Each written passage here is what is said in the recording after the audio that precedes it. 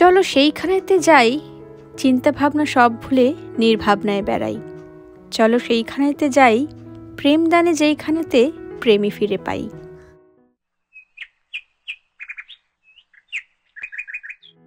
নমস্কার বন্ধুরা, কেমন আছো সবাই? আমি Priyanka and welcome back to our channel. বড়দের প্রণাম আর ছোটদের ভালোবাসা জানিয়ে আজকে ব্লগটা শুরু করছি। কথা মতন হাজির হয়েছি নিউ জার্সি থেকে আরেকটা দুর্দান্ত ব্লগ নিয়ে। আর দেখতেই পাচ্ছ তোমরা, আমরা সুন্দর করে ট্র্যাডিশনাল লুকে রেডি হয়ে বেরিয়ে পড়ছি কোথাও একটা যাওয়ার উদ্দেশ্যে। কোথায় যাচ্ছি সে তো জানতেই পারবে। আর এই গাড়িটা ভাবছো তো কার নিয়ে যাচ্ছি? এটা হচ্ছে আমাদের রিমি সোনার গাড়ি, মানে আমার বড়দির বড় মেয়ের গাড়ি। আমরা যাচ্ছি আমাদের খুব কাছের এক বন্ধু মৈনাক ওর ওয়াইফ অজয়ার বেবি শাওয়ার, মানে স্বাদের অনুষ্ঠানে। যদিও মৈনাক আমাদের সকালবেলাতে ওদের বাড়ি চলে আসতে বলেছিল, কিন্তু ওদের বাবার পরপর অফিসের মিটিংয়ের জন্য আর বেরোতে পারেনি। তার জন্য আমাদের বন্ধুটি একটু মনে কষ্ট পেয়েছে, সেটা স্বাভাবিক। আর সেটা পুষিয়ে দেওয়ার জন্য একটু আগে আগেই যাচ্ছি। তাই আমরা বেরোলাম 5:40 নাগাদ, আর প্রোগ্রাম শুরু হবে 6:30টার পর। তো আমরা তার অনেক আগেই পৌঁছে যাব। যেখানে যাচ্ছি এই দিকটা কখনোই আসা হয়নি আগে, তাই জিপিএসই ভরসা। কিন্তু জিপিএসও ফেলে দিল একদম ডেড এন্ডে। তাই আবার ব্যাক করছি রাস্তার মুখের দিকে। তারপর আবার অ্যাড্রেসটা রিফ্রেশ করলাম জিপিএসে। মনে হয় কিছু নেটওয়ার্কের গন্ডগোল হয়েছিল, তাই ভুলবার রাস্তা ফেলে দিয়েছিল আমাদের জিপিএস। কিন্তু তারপর রিফ্রেশ করাতে যখন ঠিকঠাক রাস্তায় নিয়ে গেল, তখন আমাদের চক্ষু ছানা বড়া হয়ে গেল পুরো। এত সুন্দর ভিউ আর এত সুন্দর চারদিকটা, জাস্ট অসাধারণ। তারপর বন্ধুর দেওয়া লোকেশন দেখে এগোতে থাকলাম ঠিকই, কিন্তু আনন্দের মাত্রা এত বেশি ছিল যে যেখানে অনুষ্ঠানটা হবে সেই জায়গাটার নাম পুরো না দেখেই অন্য জায়গায় ঢুকে পড়লাম। মানে যাওয়ার কথা ছিল আমাদের কিডি কিপ ওয়েল লগে, আর আমরা ঢুকে পড়লাম কিডি কিপ ওয়েল ক্যাম্পে। তারপর আবার ইউটার্ন নিয়ে পৌঁছালাম ঠিকঠাক জায়গায়। পৌঁছে গেছি আমরা। একটু কনফিউজিং জায়গা, কিন্তু জায়গাটা অপূর্ব, ভীষণ ভীষণ সুন্দর জায়গা, তাই না বল? খুব গ্রিনারি আছে, প্রচন্ড গ্রিনারি, চারিদিক শুধু গ্রিনারি। বিশাল বড় বড় টেনিস কোর্ট, একদিকে সুইমিং পুল, একদিকে পার্ক, বারবিকিউ করার জায়গা, এদিকে লগ ক্যাম্পগুলো। তোমাদের একবার দেখাই, দেখো কি সুন্দর সিনিক বিউটি। সত্যি অসাধারণ জায়গা, ছোট্ট পিকনিক বা কোনো গেট টুগেদারের জন্য পারফেক্ট স্পট। ওই যে ওইটা মনে হচ্ছে রেড হাউসটা।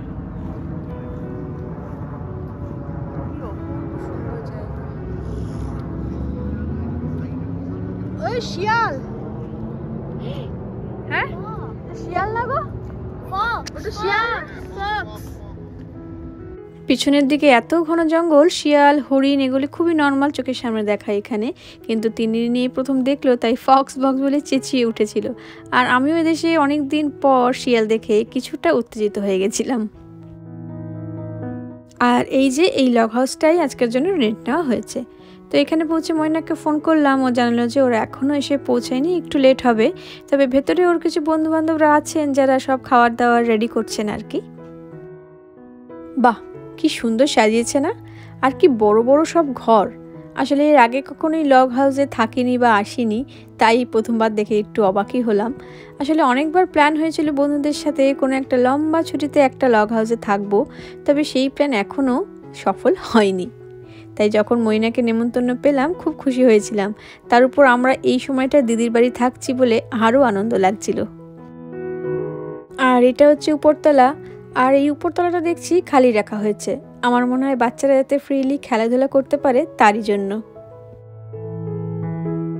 তিন্নির কাছে এই বেবি শাওয়ার ব্যাপারটা পুরোই নতুন, এই প্রথম ওরা এরকম কোনো অনুষ্ঠানে আসলো। তাই ওরা ভেবেছিল বেবি শাওয়ার মানে অলরেডি বেবি হয়ে গেছে আর তাকে দেখতে এসছি আমরা, কিন্তু বেবি এখনো হয়নি শুনে বেশ হতাশ হয়েছিল।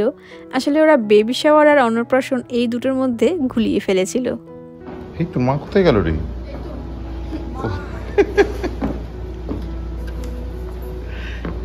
দারুণ সুন্দর ওপরটা। এই লগ হাউসে সব রকমেরই ব্যবস্থা আছে, কারণ এখানে শুধু এই ছোটোখাটো পার্টি না, এখানে নাইট স্টে করার ব্যবস্থাও আছে। আরামসে 3-4টে ফ্যামিলি বেশ লং উইকেন্ড কাটাতে পারবে। এবার চলো ভেতরের ডেকোরেশনটা দেখাই, কি সুন্দর ডেকোরেট করেছে দেখো। এখানে তো সবাই মোটামুটি পরিবার স্বজনদের ছেড়ে দেশে আসে, আর তখন বন্ধুবান্ধব কলিগ এরাই সব খুব কাছের হয়ে ওঠে। ঠিক সেরকমই মৈনাকের কিছু বন্ধু মিলে মৈনাককে ডেকোরেশনে সাহায্য করেছে। যদিও এই সময় সব মেয়েরাই চায় তার মা পাশে থাকলে ভালো হতো, কিন্তু অজয়া আমার মতনই মা হারা। কিন্তু একটা গুড নিউজ আছে যে 3-4 দিন আগেই কাকু কাকিমা মানে মৈনাকের মা বাবা এদেশে এসেছেন। এই যে কাকিমা, ফেসবুক হোয়াটসঅ্যাপে এতদিন কথা হতো, আর আজকে এই প্রথম সামনাসামনি দেখা।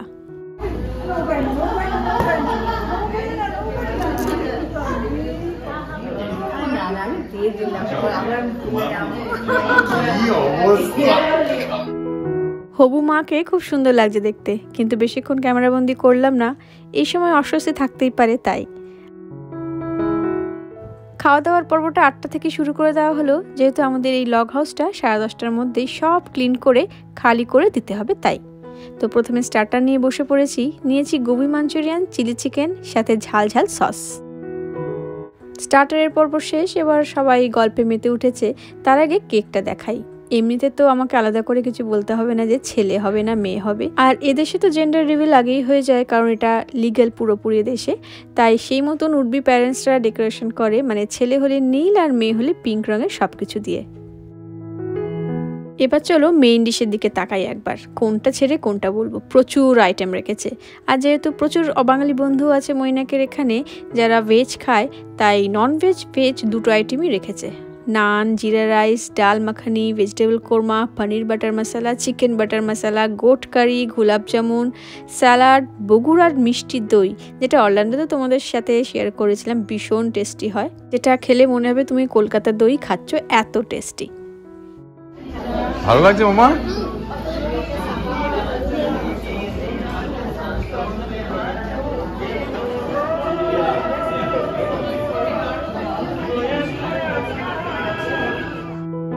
গল্প আড্ডা তো হচ্ছিলই, সাথে বাজছিল পুরোনো দিনের হিন্দি গান, যেটা আমার খুব খুব ফেভারিট। এবার আমিও আমার খাওয়া নিয়ে বসে পড়লাম। আর নিন্নি কি করেছে, স্টার্টার আর মেন ডিশ দুটোই একসঙ্গে খেয়ে নিয়েছে, কারণ নান আর পনির দেখে ও আর নিজেকে সামলাতে পারেনি, খুব খুব ভালোবাসে। আর প্রতিটি আইটেম এত টেস্টি ছিল, ইচ্ছা করছিল আরও খেতে, কিন্তু শাড়ি পরলে আমি একদম খেতে পারি না বেশি। হ্যাপি বেবি শাওয়ার কি হবে? হবে না?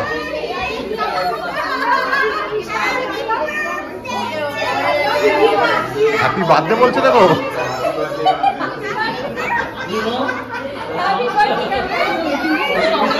আচ্ছা বেলুনটা নামাও, ওই বেলুনটা নামাও। কেক কাটো, কেক কাটো।